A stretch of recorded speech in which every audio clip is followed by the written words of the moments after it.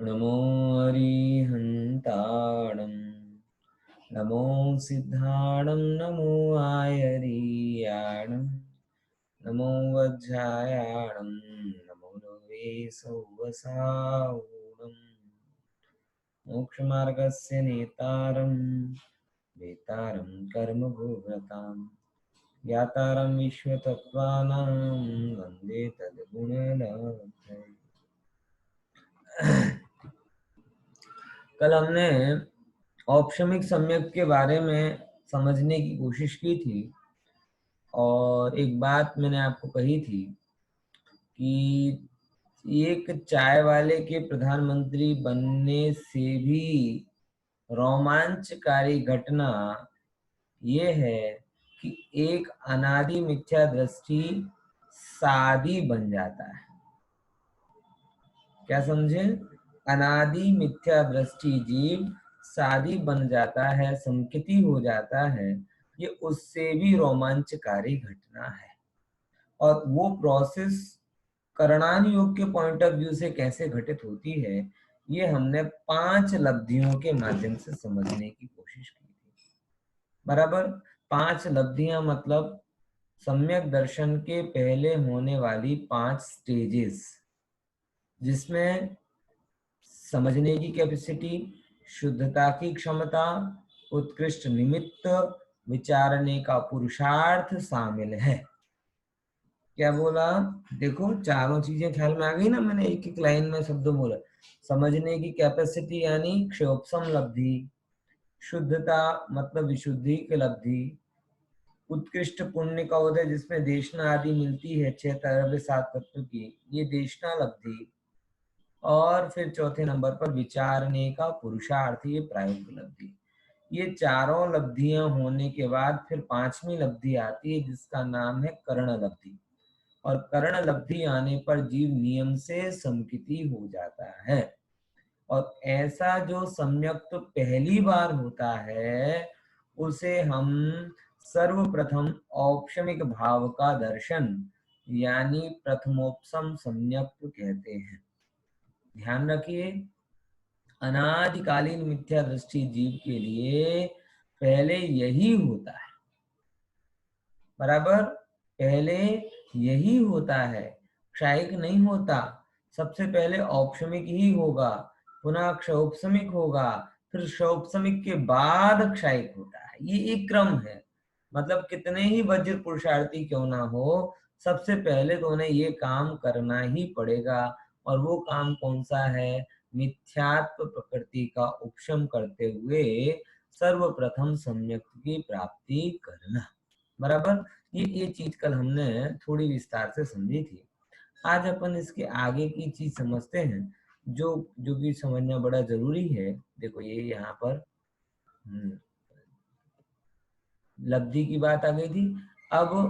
अब यहाँ पर क्या होता है औपशमिक सम्यक में, ये समझते हैं। देखो, प्रायोगिकता लब्धि में हमने एक बात को थोड़ा विचार किया था, जहाँ पे बात कम हो गई थी और बहुत अच्छी बात निकली थी कि बंध और सत्ता दोनों की स्थिति कितनी हो जाती है? अंतः कोड़ा कोड़ी सागर। किस किस की? बंध की और सत्ता की। देखो, विचारने की बात यह है कि ये जिसकी कल हमने चर्चा की थी, ये प्रायोगिक लब्धि में जो हो रहा है, सम्यक दर्शन की बात नहीं है। सम्यक दर्शन के पहले जो प्रायोगिक लब्धि होती है, उस प्रायोगिक लब्धि में भी बंध और सत्ता दोनों की स्थिति अंतः कूड़ा कोड़ी सागर बचती है। ये भी बहुत है, लेकिन अनंत कूड़ा कोड़ी सागर कर्मों के हिसाब से बहुत कम है। ये समझ लेना। क्लियर हुआ कि नहीं हुआ? बराबर ख्याल में आया कि नहीं आया?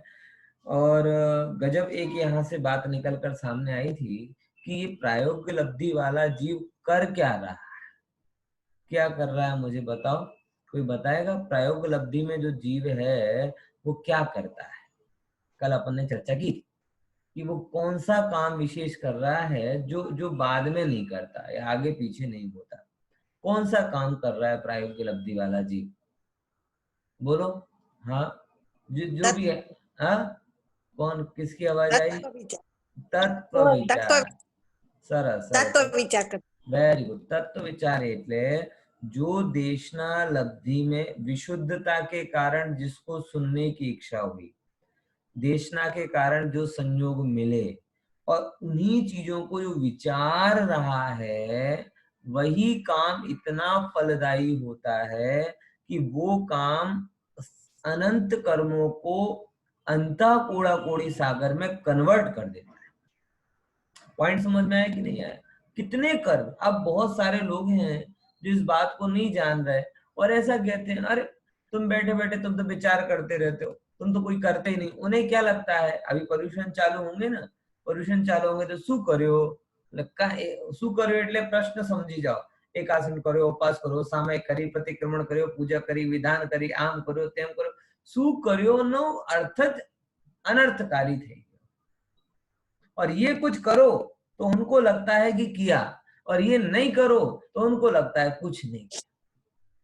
आज भी और गजब ये है कि हमारी क्या कहते हैं प्रोग्रामिंग भी इस प्रकार की है ना कि अगर हम भी इनमें से कोई काम कर लेते हैं तो हमें लगता है कि नहीं हमने कुछ कर लिया, और अगर ऐसा कोई काम नहीं कर पाते जो आ वखत तो पोल्यूशन છે કેવો જવાનો સાવ સુકો સુકો જવાનો કઈ નથી કરી શકતા, કઈ નથી કરી શકતા એટલે મંદિરમાં વિધાન નથી થતો, પ્રવચન નથી થઈ રહ્યા, આમ નથી થઈ રહ્યો, તેમ નથી થઈ રહ્યો, બધું બધું કઈ નથી કરી શકતા, કઈ नहीं।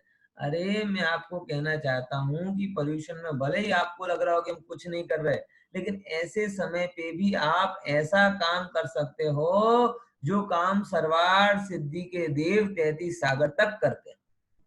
तुम तो अभी 3 महीने के लिए क्वारंटाइन हुए या वो लॉकडाउन में रहे, लेकिन वो तो 33 सागर तक अपने आप सेल्फ क्वारंटाइन ही रहते।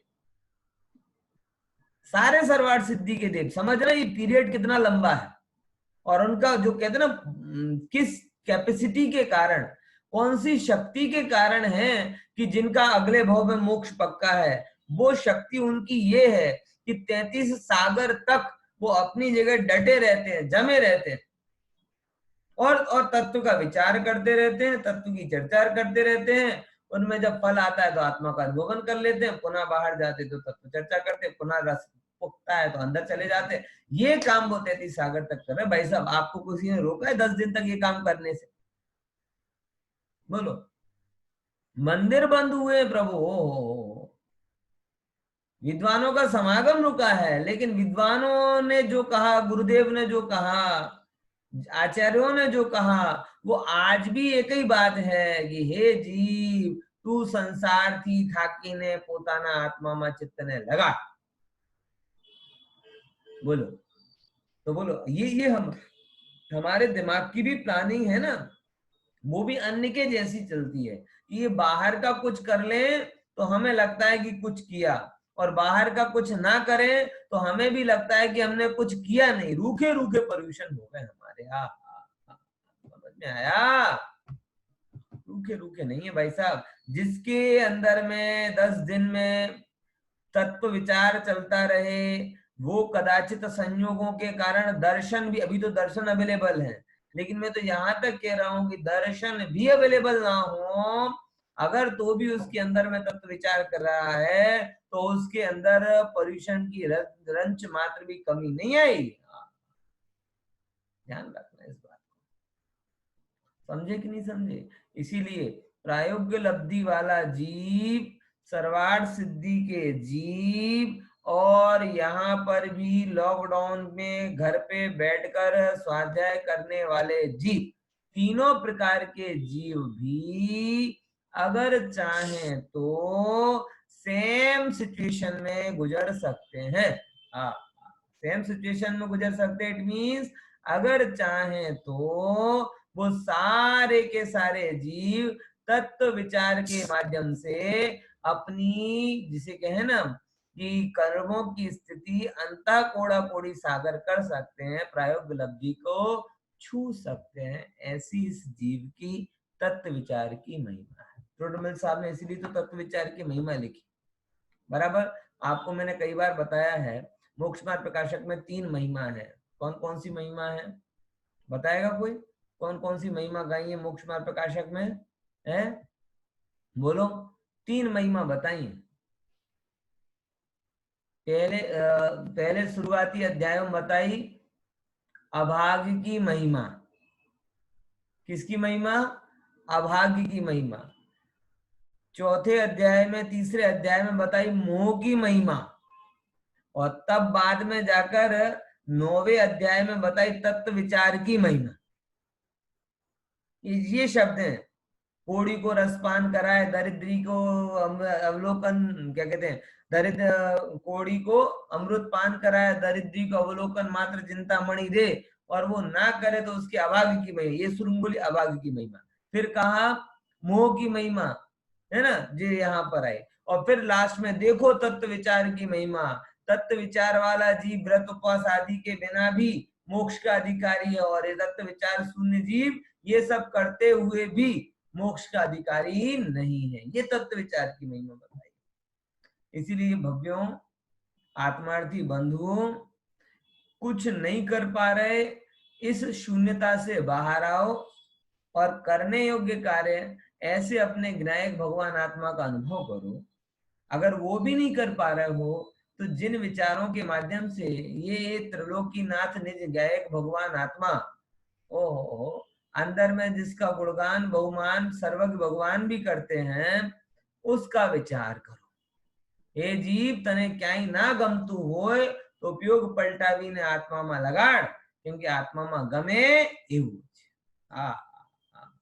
ख्याल में आया? तो प्रायोग्य लब्धि की दशा, और यही प्रायोग्य लब्धि मतलब फ्यूचर की करण लब्धि। यही प्रायोग्य लब्धि वाला करण लब्धि में पहुंच जाता है। करण लब्धि में जाके वो फिर उसके अदाकरण, अपूर्वकरण, अनिवृत्तिकरण होते हैं, सम्यक दर्शन हो जाता है। और सम्यक दर्शन हुआ यानी कि जीव लोग क्या होता है, देखो, मोक्ष का अधिकारी बन गया। देखो, दर्शन औपसमिक सम्यक की बात करते हैं कि दर्शन मोहिनी की 1 या 2 या 3 प्रकृतियों का प्रशस्त उपशम करने पर एक कंडीशन, क्या बोला, 1, 2 या 3, ये क्या है भैया चक्कर, 1, 2 या 3, 1 बोले, 2 बोले कि 3 बोले? देखो देखो, समझना, ये जो जीव जिसके लिए अभी पहली बार मिथ्यात्व जा रहा है, उसके लिए मात्र एक प्रकृति है। कौन सी?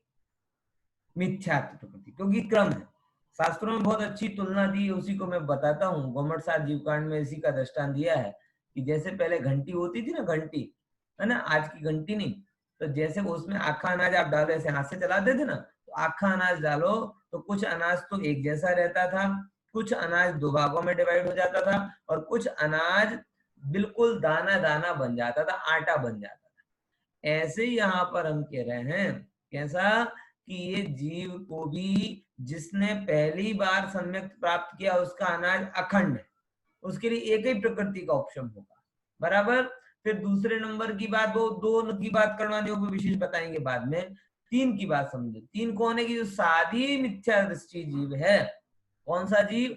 साधी मिथ्या दृष्टि जीव है, उसकी 3 प्रकृतियों का ऑप्शन होता है। मतलब मिथ्यात्व प्रथमोपम सम्यक तो होते ही, सम्यक दर्शन होते ही एक मिथ्यात्व 3 भागों में डिवाइड हो जाता है। कौन कौन से? सम्यक सम्यक मिथ्यात्व प्रकृति, सम्यक प्रकृति और मिथ्यात्व प्रकृति, ऐसे करके 3 आते हैं। 2 की चर्चा अपन बाद में करें, बराबर। और अनंतानुबंधी की 4 प्रकृतियों का अप्रशस्त उपशम। अब ये पुनः शब्द नया आ रहा है जिसकी मैं भी चर्चा बहुत डिटेल से नहीं करना चाहता।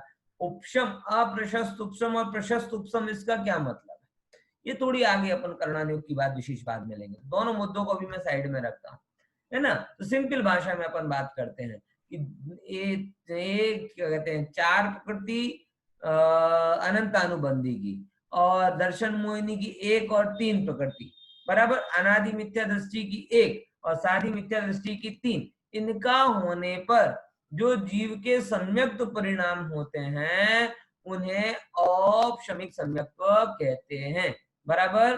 क्या कहते हैं? औपशमिक सम्यक कहते हैं। देखो, मैं जो अप्रशस्त उपशम क्यों लिया था उसकी बात यहाँ पर आगे लिखा ही हुआ है। उपशम किसे कहते हैं? कर्मों का अपने परिणामों के निमित्त से आगे पीछे करना उपशम यानी प्रशस्त उपशम कहलाता है। बराबर। कर्मों का अपने परिणामों के निमित्त से, किसके निमित्त से? जीव के परिणामों के निमित्त से। अब देखो यहाँ पे विचार करना, अगर हमें ऑप्शन ऐसा जो कुछ हो रहा है ना, तो इसमें दर्शन मोहिनी की कृपा नहीं है। समझ में आया? नहीं तो आप लोग दर्शन मोहिनी की महिमा, भाई साहब ऊपर नीचे हो जाओ, ऊपर नीचे हो जाओ, ऊपर नीचे हो जाओ। देखो ये आगे पीछे होना मतलब क्या होता है समझो। ये एक चित्र में बहुत अच्छे से बताया गया है कि 1 से लेकर 15 समय के 15 तक जा रहा है, ये 15 समय। अब क्या होता है कि जीव के परिणामों के निमित्त से कुछ जो बीच के समय है, यानी 3 से लेकर 10 तक के, यहाँ पर, और ये जो लाल लाल रेखा है ना, लाल लाल रेखा है, ये लाल लाल रेखा है मोह कर्म का उदय। क्या है ये लाल रेखा है? मोह कर्म का उदय। तो अब जीव के परिणाम हुए, और जीव के परिणाम होने पर ये जो लाल लाल मोह के रंग हैं, ये थोड़े ऊपर चले गए और थोड़े नीचे चले गए। और ऊपर नीचे हुए तो क्या हुआ कि अमुक जगह वैक्यूम मिल गया। अब समझे, हरी है ये जीव का रंग है, स्वभाव है, सच्चा श्रद्धा है। और लाल रंग क्या है? कर्म का उदय। अब ये हरे पे लाल क्यों हो रहा है? कि वो लाल में अपनत्व कर रहा है, राग कर रहा है, द्वेष कर रहा है। बराबर ना? तो जब ये जीव अपने स्वरूप को भूलकर पर में एकत्व ममत्व करता है, तब जाके से मोह होता है। और जीव के परिणामों के निमित्त से मोह कर्म की प्रकृतियां ऊपर नीचे हो जाती हैं, तो एक पूरा वैक्यूम निकलता है सरल, और उस वैक्यूम में अपने को अपनी आत्मा दिख जाती है। पहली बार आंख खुली, ये क्या कहलाता है? बोले सम्यक दर्शन हुआ। अपन बोलते ना, आपने मेरी आंख खोल दी। जब जब बोध होता है ना, बोध के साथ आंख खोलने का शब्द जुड़ा हुआ है। अरे रे रे, आज तक तो हमारी आंखें नहीं खुली, आज तक तो हमने अपने को समझा ही नहीं। आज तक तो हम अपने को अभिषेक मानकर बैठे थे, आज तक तो हम अपने परिवार को अपना मानकर बैठे थे, पैसे में सुख मानकर बैठे थे, विषयों में सुख मानकर बैठे थे, पर में एकत्व महत्व कर्तृत्व भोक्तृत्व के परिणाम के साथ में बैठे थे। जैसे ही इस जीव की होनार अच्छी हुई, स्वसन्मुखता का पुरुषार्थ हुआ, वैसे ही मोह कर्म ऊपर नीचे हो जाता है और जीव की आंख खुल जाती। आंख खुल जाती तो पता चलता है हम ना किसी के, कोई ना हमारा। तो ये जो घटना घटी वो कहलाती है प्रशस्त उपशम कहलाती है। बराबर ख्याल में आया कि नहीं? उसमें अब बताते हैं, उसमें जो गैप यानी एम्प्टी स्पेस बनेगा, तब उस गैप में उस कर्म प्रकृति का उदय नहीं होगा। उस कर्म प्रकृति का उदय नहीं होगा, मतलब कर्म के निमित्त से जो विभाव हो रहा था वो विभाव भी नहीं होगा। सिंपल। समझे? जैसे आंख है ना, चश्मा है ना, चश्मा। अब चश्मा आप अभी बहुत मास्क भी, चश्मा वाले बहुत फील कर रहे होंगे। गवर्नमेंट ने कहा कि साहब मास्क लगाना कंपलसरी है, और मास्क भी H1N वाला मास्क होना चाहिए, और सीजन भी भेज वाला चल रहा है। तब क्या होता है कि अब यहाँ से सांस आप छोड़ते हो तो बाहर से तो निकलती नहीं है, तो ऊपर जाती है, और ऊपर जाती है तो चश्मे पे बिल्कुल वाइपर लगाने की जैसी हालत हो जाती है। अब बड़ी समस्या, मास्क नाक पे ले जाए तो आंख से ना दिखे, और आंख पे दिखे इसकी नाक से हटा दे तो गवर्नमेंट कह रही लाओ 1000 रुपया। ये चश्मे वाले इस वेदना को बड़ा समझ रहे होंगे, हैं? मतलब अब आप समझ, मैं क्या दृष्टांत दे रहा हूं कि इस चश्मे का स्वभाव तो कैसा है, आंख का स्वभाव भी कैसा है, क्लियर देखना, और उसमें कोई कमी होती है तो चश्मा उसमें हेल्पफुल हो जाता है, क्लियर है ना? लेकिन अगर कोई वराड़ आ जाए लेंस पर, तब उसका शुद्ध दिखने वाला स्वभाव गायब हो जाता है। और आप देखोगे कि जैसे ही वो मास्क की हवा बाहर जाने लगती है, ऊपर जाना बंद होती है, वैसे ही खुद ब खुद लेंस साफ हो जाता है। मतलब आपको साफ करने की जरूरत नहीं पड़ती, विभाव हो रहा है, लेकिन जैसे ही विभाव का कारण गया, स्वभाव होने में टाइम नहीं लगता। बराबर। कितने लोगों ने प्रयोग किया है, मेरे हाथ उठवाऊं तो पता चले है कि मेरे जैसे समदुखिया कितने हैं, बोलो। समझ में आया कि नहीं है कि ये चश्मे की वराड़ लाने का, चश्मे पर जो आई ना वराल, उसके लाने का कारण मास्क है, हवा बाहर नहीं जा रही। लेकिन उसको हटाने का कोई कारण नहीं। जैसे ही वो निमित्त गया, जैसे ही वो हवा बाहर निकलने लगी, अथवा उसका कोई और संयोग हो गया, तो वो अपने आप चला जाता है और अपना स्वभाव प्रकट हो जाता है। वैसे ही यहाँ कह रहे हैं कि जीव को जब कर्म का संयोग होता है, तब इस जीव को क्या होता है, जब कर्म का संयोग होता है तब इस जीव को राग देश मोह आदि के भाव होते हैं। और जैसे ही वो कर्म का संयोग जाता है, वो लेंस की कुदरती चमक वापस आ जाती है। लेंस की कुदरती चमक वापस आ गई, मतलब जैसा श्रद्धान वस्तु का जैसा स्वरूप है वैसा दिखने लगता है। और उसी को हम क्या कहते हैं भले मानस, उसी का नाम सम्यक दर्शन है। ये दशा चाहिए हमें। हाँ, बराबर। लोग अपने अपने क्या कहते हैं, ऐसे बहुत सारे वो बनाते हैं, ग्राफिक बना के रखते हैं और अपनी उस पर टांगते ऑफिस की दीवार पर, बोले इतना ग्रोथ चाहिए, ग्राफिक से डिजाइन करके देते ना, इतनी डेवलपमेंट चाहिए, इतना ये चाहिए, इतना वो चाहिए। मैं कहता हूँ इस चित्र को सब लगा ले अपनी, जहां जहां पे भी काम, मुझे ये दशा चाहिए, मुझे खालीपन चाहिए। लोग कहते हैं मुझे भरा हुआ खजाना चाहिए, हम कहते हैं, जिनवाणी कह रही कि हमें खाली जगह चाहिए, जिस खाली जगह में मुंह का डंक ना हो और स्वभाव की चमक हो। वो खाली जगह का नाम औपसमिक सम्यक है। बराबर। और खाली मतलब खाली नहीं है, अतीन्द्रिय आत्मा के आनंद के रस से भरी हुई जगह है। कर्मों से खाली है, आनंद के रस से तो सराबोर जगह है। समझ में आया? अब देखो अब क्या होता है, वो अपन आगे और करणान योग का पॉइंट ऑफ व्यू लगाते हैं। बराबर। यहां तक किसी को कोई दिक्कत है? कोई दिक्कत है तो पूछो, नहीं तो अपन बाद में जो कुछ चर्चाएं पेंडिंग है वो अपन बाद में करेंगे, क्योंकि वो सेपरेट बहुत करणान योग की है, उस पर भी अपन ज्यादा नहीं जा रहे। बराबर। हाँ, प्रश्न बोलो समता बहन, बोलो समता बहन। पंडित जी, ये जो अंतःकरण अंतः कोड़ा कोड़ी बोला है, हाँ हाँ तो फिर जब जीव को जब ये प्रायोग लब्धि से वापस जाता है जीव, तो ये फिर वापस कोड़ा कोड़ी हाँ, मतलब बिल्कुल अनंत बिल्कुल कोड़ा कोड़ी हो बिल्कुल। जाता है। हाँ, 70 कोड़ा कोड़ी भी हो जाएगा। ये तो जितने टाइम तक तत्व विचार कर रहे हो, उतने टाइम तक ये आपको स्पेशल अपॉर्चुनिटी मिली। इसीलिए तो कहते भैया, अगर सम्यक दर्शन आपको नहीं हुआ, तब तक आपकी कुछ भी ठिकाना नहीं है। अंता कोड़ा कोड़ी हो गई प्रायोग लब्धि, बराबर। अब प्रायोग लब्धि से आप करण लब्धि में नहीं पहुंचे और रिटर्न हो गए और आपको तीव्र कषाय के परिणाम हो गए, तो तुरंत 70 कोड़ा कोड़ी का बांध लो। समता बहन का प्रश्न समझ में आया? समता बहन का प्रश्न ये था, अच्छा प्रश्न था, कि ये अंता कोड़ा कोड़ी परमानेंट दशा नहीं है, ये अर्ध पुद्गल परावर्तन काल के जैसी नहीं है कि एक बार हो गई तो अब उससे आगे नहीं बढ़ेगी। समझ में आया? ये वो दशा नहीं है। यहां तो कह रहे हैं ये प्रायोग लब्धि के जो परिणाम है, उन परिणामों के कारण होने वाली दशा है। हाँ, क्या समझे? प्रायोग लब्धि के जो परिणाम हैं, उन परिणामों के कारण होने वाली दशा है। जैसे ही प्रायोग लब्धि गई, उसका बेनिफिट भी चला जाता है। और फिर जो कषाय होती हैं, उन कषायों से जैसे कर्म बंधने होते हैं, वैसे कर्म पुनः बंधने रहते हैं। बराबर। क्या है? बोलो तुषार भाई, क्या प्रश्न है? हाँ है?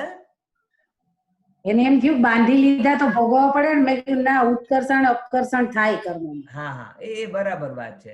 એટલે ફરી એ વસ્તુ ધ્યાન રાખજો, કર્મોની દશા સાથે તો આમ હોય કે જે વસ્તુ કીધી મેં કે બાંધી લીધું એટલે ભોગવું પડે એવું કઈ નથી. જેટલું બાંધ્યું એના કરતા વધારે પણ ભોગવું પડે. એટલે આજે બેસીને તમને કીધું કે પંડિતજી બહુ સારા પ્રવચન કર્યા અને મારા કર્મોની સ્થિતિ ઓછી થઈ ગઈ, હવે કાલે 23 કલાક હું પાપ કરું તો મારો બધું ચાલે, તો આવું નથી. બોલો દિનેશભાઈ, બોલો પ્રશ્ન છે. કરણ લબ્ધિ પછી પાછા આવે ત્યારે શું થાય? કરણ લબ્ધિ થી પાછો નથી આવતો જી. કરણ લબ્ધિ કમ્પલસરી સમ્યક માં કન્વર્ટ થાય, પછી સમ્યક થી પાછો પડે તો વાત જુદી. સમ્યક સમ્યક પછી પાછો પડે તો હા તો પછી ફરી મિથ્યાત્વમાં જેટલા નિયમો લાગતા હોય બધા લાગે પણ આટલું થઈ ગયું इतना हो गया कि एक बार जिसने सम्यक दर्शन को पाया अब वो अर्ध पुद्गल परावर्तन काल से अधिक संसार में बढ़ ये गारंटी मिल गई। प्रायोगिक अवधि में ये गारंटी नहीं थी, समझ में आया? प्रायोगिक अवधि में केवल इतना था कि जितने टाइम तुम प्रायोगिक अवधि में हो उतने टाइम तक तुम्हारी अंतः कोड़ा कोड़ी सागर की स्थिति रहेगी, बाकी का ठिकाना नहीं। लेकिन यहाँ ये कह रहे हैं कि प्रायोगिक अवधि में जो तुमने बोला कि वो यहाँ ऐसा नहीं, सम्यक दर्शन चूक भी जाए फिर तुम्हारे लिए गारंटी मिल गई कि वस्तु तो तुम्हारी है, अब तुम अर्ध पुद्गल परावर्तन के बाद में से तब तक तो तुम्हें हो ही जाएगा, ऐसा समझ लेना। और अर्ध पुद्गल परावर्तन तो बहुत बहुत रेयर कंडीशन में होता है। एग्जैक्टली तो ये है कि भाई सम्यक दर्शन होते हैं कि अल्प काल बाद में जीव मोक्ष की प्राप्ति कर जाता। बोलो आंटी, શું પ્રશ્ન છે? હે લબ્ધિનો કાળ કેટલો? હે કરણ લબ્ધિનો સમય કેટલો? બધી લબ્ધિઓનો સમય અંતર્મૂર્ત હોય છે। પ્રાયોગિક લબ્ધિનો પણ અંતર્મૂર્ત કીધું, કરણ લબ્ધિનો ટોટલ પણ અંતર્મૂર્ત કીધું અને કરણ લબ્ધિમાં 3 કરણ પરિણામ પડે છે એ દરેક પરિણામનો પણ અંતર્મૂર્ત, આધાકરણનો પણ અંતર્મૂર્ત, અપૂર્વકરણનો પણ અંતર્મૂર્ત અને વૃત્તિકરણનો પણ અંતર્મૂર્ત, એટલે બધુંનો ટોટલ કાલ પણ અંતર્મૂર્ત અને ત્રણેય કરણ પરિણામનો કાલ પણ અંતર્મૂર્ત અને ઉપસમ સંયુક્તનો કાલ પણ અંતર્મૂર્ત, પાછા પડવાનો કાલ એ અંતર્મૂર્ત, બધું અંતર્મૂર્ત છે। એટલા માટે લોકો મુહૂર્ત જોડાવે છે। એ મુહૂર્તમાં ભલું થઈ જાય એવો નથી, પણ એ મુહૂર્તની મહિમા છે। બધા સારા સારા કામ અંતર્મૂર્તમાં થાય અને ખોટા કામ પણ અંતર્મૂર્તમાં થાય કે તમારો ઉપયોગ પણ અંતર્મૂર્તથી વધારે એક જગ્યાએ રહેતો નથી। બરાબર ખ્યાલમાં આવે? એટલા માટે મુહૂર્તની વાત છે, બાકી કોઈ મુહૂર્ત હોતો નથી। બરાબર સમજ્યા? હવે પ્રશ્ન સમજી ગયા ને? હવે બધા હવે આપણે આગળ મુદ્દા ઉપર આવીએ कि અહીંયા જે વાત આવી थी कौन सी कि अब क्या कहते हैं ये, अरे ये पीछे कहाँ गया? हाँ अब ये बात यहाँ पर आई। अब उपशम सम्यक के बाद में 5 लब्धि का टाइम पूरा हो गया। अब 5 लब्धि के बाद में जब ये जीव औपशमिक सम्यक को पा लिया, अब औपशमिक सम्यक का टाइम भी अंतर्मूर्त है। मैंने आपको बताया कि वो स्पेस जो बना था एम्प्टी स्पेस, वो एम्प्टी स्पेस कितना था? अंतर्मूर्त। जितने टाइम तक कर्म का उदय नहीं है उतने टाइम तक आप ये फल भोग सकते हो। बराबर ख्याल में? अपन हर जगह होता है ना कि ये रूम आपने होटल में दिया, बोले 1 दिन का भाड़ा दिया हो तो इतने टाइम तक आप रूम की सारी सुविधाओं को भोग सकते हो। उसके बाद बोले उसके बाद अलग अलग कंडीशन है। आप भाड़ा दोगे तो फिर से रुक जाओगे, भाड़ा नहीं दोगे या 1 दिन का भाड़ा दोगे तो निकाल दोगे, दूसरी जगह जाना पड़ेगा, और 1 दिन का भी नहीं दोगे तो बर्तन धो के निकलना पड़ेगा। जैसी कंडीशन बनेगी वैसा होगा। बराबर? आगे का दोगे तो आगे रहोगे, नहीं दोगे तो सम्मान पूर्वक विदा कर जाओगे और 1 दिन के आगे गए ना, और अगर 1 दिन जो भोगा है उसका भी नहीं दिया तो फिर आपको जेल में भी जाना पड़ सकता है, बर्तन भी धोना पड़ सकते, कुछ भी हो सकता है। ऐसे ही यहाँ पर है कि औपशमिक सम्यक का काल आपने व्यतीत किया। अब औपशमिक सम्यक का काल व्यतीत करने के बाद में चौराहा बनता है। कौन सा चौराहा बनता है वो बताते हैं। 4 रास्ते, बहुत अच्छा ग्राफिक अच्छा किया है कि औपशमिक सम्यक है उसके 4 रास्ते हैं। अच्छे से चले, चलो अपन तो शुभ मंगल सावधान पहले करते हैं। ऐसा कहते हैं कि अगर जीव को किस कंडीशन में औपशमिक सम्यक के बाद में जीव पुनः समकिति ही रह सकता है, कौन सी कंडीशन है? तो यहाँ पर बोला औपशमिक सम्यक, इस तरफ से देखना है, अपन खोटे से शुरुआत नहीं करते। बराबर? अपन नीले रंग से शुरुआत करते हैं कि औपशमिक सम्यक का काल तो अंतर्मूर्त है, उसके बाद पुनः सम्यक के मिथ्यात्व के 3 टुकड़े हो गए, सम्यक मिथ्यात्व और सम्यक प्रकृति। अब अगर सम्यक प्रकृति का उदय आया, मतलब अब समझो कि ये वाले चित्र में जो खाली बना था ना, यहां तक मिथ्यात्व 1 था। अब जैसे ही सम्यक का जोर पड़ा तो मिथ्यात्व के 3 टुकड़े हो गए। अब 3 टुकड़े हो गए तो अंतर्मूर्त के बाद 3 में से कंपलसरी एक ना एक तो उदय में आएगा ही आएगा। ये आगे फिर से बता रही लाल लाइनें, ये बताती हैं कि अनंत काल के लिए टुकड़े नहीं हुए, कंपलसरी यहाँ पर कोई एक उदय में आएगा ही आएगा। तो उसके लिए बताते हैं अगर सम्यक नाम की प्रकृति उदय में आई तो क्या होगा। बोले सम्यक नाम की प्रकृति उदय में आने पर जीव को सम्यक दर्शन तो रहेगा, लेकिन उसके सम्यक दर्शन में कुछ दोष रहेंगे, और दोष रहेंगे, उन दोष को शास्त्रों में बताया चल मल और अगाढ़ दोष रहते हैं। चलित हो सकता है, दूषित हो सकता है, और गाढ़पना उसमें नहीं रहता। इसीलिए उसे कौन सा सम्यक कहा गया है? क्षायोपशमिक सम्यक्त्व। सम्यक प्रकृति सम्यक दर्शन नहीं, सम्यक प्रकृति मिथ्यात्व की पुत्री है, इसीलिए वो सम्यक दर्शन को छुड़ा तो नहीं पाती, लेकिन सम्यक दर्शन को डाइवर्ट करने की कोशिश, कमजोर करने का काम जरूर करती है। बराबर ख्याल में आया कि नहीं आया? तो सम्यक प्रकृति का उदय आ जाएगा तो उसका मलिन सम्यक तो रहता है, वो चौथे गुण स्थान वाला रहेगा, लेकिन कौन सा संकिति हो गया? क्षयोपशमिक संकिति। अब देखो दूसरी प्रकृति कौन सी थी? बोले सम्यक मिथ्यात्व। तो जब इस जीव को मिथ्यात्व की सम्यक मिथ्यात्व नाम की प्रकृति उदय में आती है, तब वो तीसरा गुण स्थान वाला मतलब सम्यक मिथ्यात्वी बन जाता है। शास्त्रों में इसके लिए उपमा दी गई है श्रीखंड के जैसी। कैसी? श्रीखंड कैसा है? खट्टा है कि मीठा है? बोलो, खट्टा भी कह सकते हो, मीठा भी कह सकते हो। ऐसे ही सम्यक मिथ्यात्व प्रकृति वाला जीव खट मिठा है, यानी उसे सम्यक का भी इफेक्ट दिखाई देता है और मिथ्यात्व का भी इफेक्ट दिखाई देता है। समझ में आया? ये दूसरा रास्ता।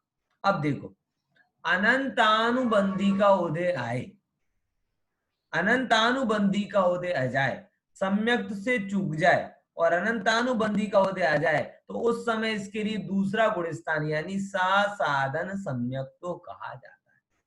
बराबर शास्त्रों में इसके लिए आता है गौमट सार में कि आसमान से गिरा और खजूर पर अटका, ऐसा नहीं आता। मतलब क्या लिखा है वहां पर कि सम्यक से तो छूट गया लेकिन मिथ्या दृष्टि हुआ नहीं।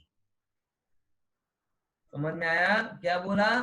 सम्यक से तो छूट गया बट मिथ्या दृष्टि नहीं हुआ, इसीलिए उसको कौन सा कहा गया? साधन, सा आसाधन, कि मतलब वहां से तो छूट गया है लेकिन वो मिथ्यात्व नहीं पहुंचा, तो वो दशा कहलाती दूसरे गुण स्थान की दशा, जिसे कहा जाता है साधन सम्यक।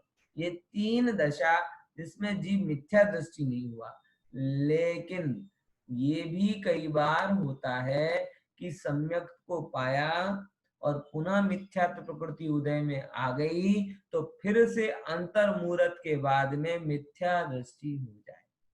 ओ ये बात को समझ रहे आप क्या होती है? कोई व्यक्ति भिखारी था, एक क्षण के लिए उसे राजा बनाया और राजा बनाने के बाद में अंतर मुहूर्त में मर गया, फिर से भिखारी हो गया, राजपाट छिन गया। अपन कहते हैं ना चौधरी चरण सिंह को याद करते हैं कि 13 दिन के प्रधानमंत्री, कितने दिन के? 13 दिन के प्रधानमंत्री, और कम, एक बार भी संसद में गए नहीं। कैसा लगता है? बताओ कैसे अब आगे कि राजा तो बने लेकिन राजपाट नहीं भोग पाए।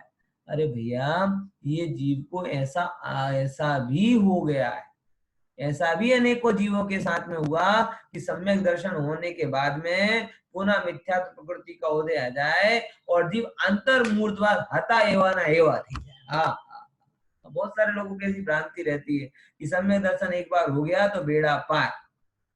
हम भी कहते हैं कई बार कि बेड़ा पार, लेकिन भैया समझो करणान योग ऐसे बेड़ा पार नहीं कराता। करणान योग तो एक बात कहता है कि जब तक तुम्हें पूर्णता ना मिले, इसलिए तो गुरुदेव ने हमें सूत्र दिया, पूर्णता ना लक्ष्यती स्वरूप करेली शुरुआती साची शुरुआत छे અને सम्यक दर्शन એ જીવની પૂર્ણતા નથી, सिद्धत्व ये जीवनी पूर्णता छे।